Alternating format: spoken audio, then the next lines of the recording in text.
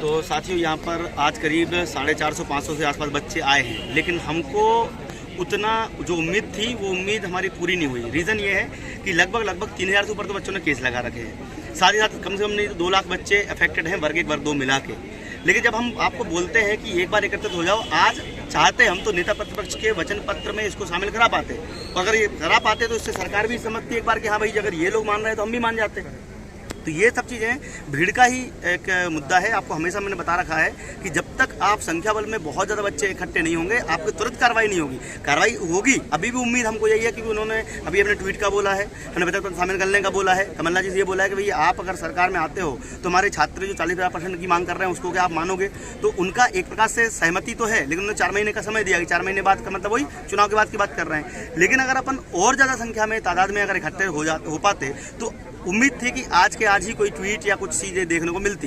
लेकिन अभी भी हम उम्मीद नहीं छोड़े हैं। वर्ग 1 वर्ग 2 के 40% मुद्दे को लेकर हम लगातार आपके लिए प्रयास करते रहेंगे। ये सारे छात्र कई किलोमीटर दूर से, कई लोग मतलब ये मान चलो कि ये आप इधर दिखाओ ना, बच्चे लोग पूरे बैठे हुए। कहाँ से बताओ? ग्वालियर, छतरपुर, भिंड, मुरैना से, छिंदवाड़ा, झाबुआ, मैडम देखो कहाँ से, इंदौर, रीवा से भी हैं, और कुछ छात्र हमारे अंदर गए हुए हैं, देखो पीछे गए हुए हैं अंदर, है ना।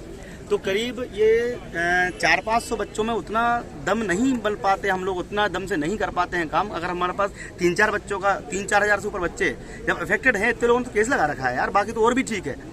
तो ये सब चीज़ें आपको समझनी चाहिए कि कभी आपसे आह्वान किया जाए। हमारे पीछे तो देखो कभी भी हम करते हैं तो हमारे पीछे कभी पुलिस के, CBI के रेड पड़ने लगती है, भाई कि कहाँ जा रहे हैं, क्या जा रहे हैं। सुबह से फ़ोन आ रहा था, हमने कल फ़ोन बंद कर लिया रात को, तो बच्चों को लग रहा था नहीं पहुँचेंगे। हम इसलिए नहीं पहुँचे, पिछली बार हमको पकड़ लिया था इंदौर में। इस बार हम सोच रहे थे कि भैया कि आना ही है, तो हमने कल से थोड़ा सा शांति बनाए रखी। नहीं तो कल से अगर हम लगाते तो फिर वो पकड़ लेते, भाई क्यों जा रहे हो, क्यों कहाँ जा रहे हो। तो ये सारी चीज़ें आपको समझनी चाहिए। तो कृपया करके अगली बार अगर आपसे कभी भी ऐसे आह्वान किया जाए तो इन छात्रों के तरीके से आपको भी आना है, ठीक है। तो बिल्कुल आप मिलेंगे बहुत जल्द, और हो सकता है अभी भी उम्मीद है कि शाम तक कोई ना कोई पॉजिटिव रिस्पॉन्स यहाँ से आ जाए।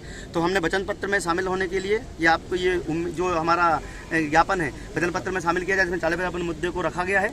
साथ ही साथ अपने ट्वीट के माध्यम से वो हमारा सपोर्ट करेंगे, इसके भी हमने आश्वासन लिया है। और भी बहुत सारी बातें करी हैं, जैसे कि कई बच्चों को पॉइंट से बाहर कर दिया गया है, कई बच्चों की गलत नीतियाँ हैं व्यापम की, नीतियाँ गलत व्यापम की ऐसी हम चाह रहे हैं कि व्यापम को तो बंद ही कर दिया जाए। क्यों बंद कर दिया है? क्योंकि उसको एग्जाम लेने का तरीका नहीं है, एग्जाम लेने की तमीज़ नहीं है। जो जिस एजेंसी को ये नहीं पता है कि कितने क्वेश्चन सही गलत हैं, उनसे पूछने जाओ, पता चला। अभी आपको पता होगा वर्ग 1 में कम से कम नहीं तो 50, 60, 70, 75, 80, पॉलिटिकल साइंस में 80 आपत्तियां लगी हुई हैं, और अपने फिजिक्स में कम से कम 60 आपत्तियां लगी हुई हैं, 61 आपत्तियां लगी हुई हैं। तो ये एग्जाम लेने का तरीका है इनका। इन सब बातों को लेकर आप लोग ये मत सोचिए 40% हो गया तो आप जिंदगी जीत जाओगे। बेटा तुम जिंदगी भर पढ़ते रहोगे, लेकिन आप कभी पास नहीं हो सकते अगर इस प्रकार से एग्जाम कराई जाएगी। तो हमारा मेन मुद्दा ये है कि परीक्षा सही तरीके से कंडक्ट कराई जाए, परीक्षा सही तरीके से ली जाए, ताकि कम से कम ऐसा तो हो कि भाई बच्चा जो पढ़ने लिखने वाला है वो वास्तव में फेयर तरीके से आगे बढ़ सके। इनमें अनफेयर लोग ज़्यादा भर जाते हैं, जिनको कुछ पता नहीं है, गलती से टिक लगा के आ गए, तुक्का लगा गए, वो पास हो जाते हैं, लेकिन जो पढ़ के जाता है वो पास नहीं होता है। ये हमारी लड़ाई है, और जब तक जारी रहेगी जब तक ये व्यापम भी बंद नहीं हो जाए। ठीक है, जय हिंद सर। जय हिंद।